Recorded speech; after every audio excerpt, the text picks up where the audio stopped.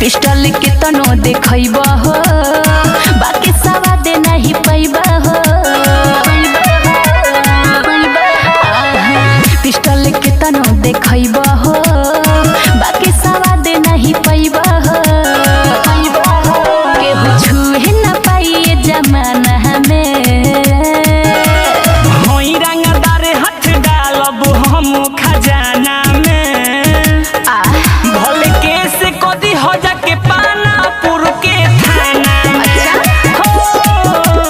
होई रंगदार हाथ डालब हम खजाना में। भले केस कदी हो जाके पानापुर के थाना में। अरे लागत कि फेर में नहीं खा पड़ल।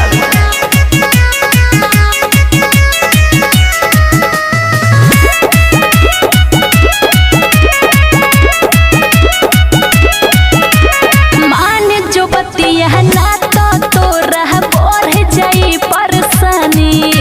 माफिया गुंडा नंबर 1 में नाम हमार बायरानी। अरे चला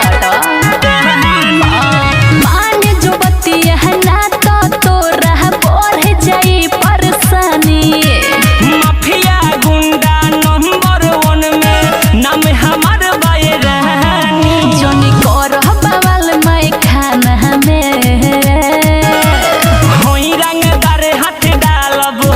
खजाना में। भले केस कदी हो जाके ईश्वरपुर के थाना में। होई रंगदार हाथ डालब हम खजाना में। भले केस कदी हो जाके तोरैया के थाना में।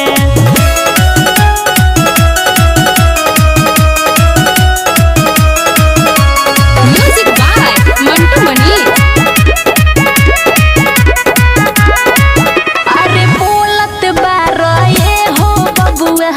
चढ़ के तू बोली प्यार से मन जाए हो प्यारी न तो मार दी गुडुआ गोली। अरे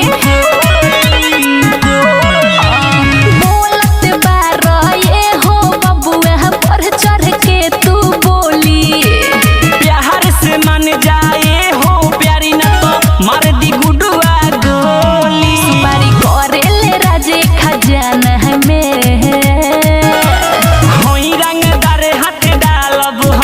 खजाना में भले केस कदी हो जाके दिखावा तू बौली के थाना। अच्छा तो ठीक है बा। FIR लिखल पड़ल बा के तना पाना में।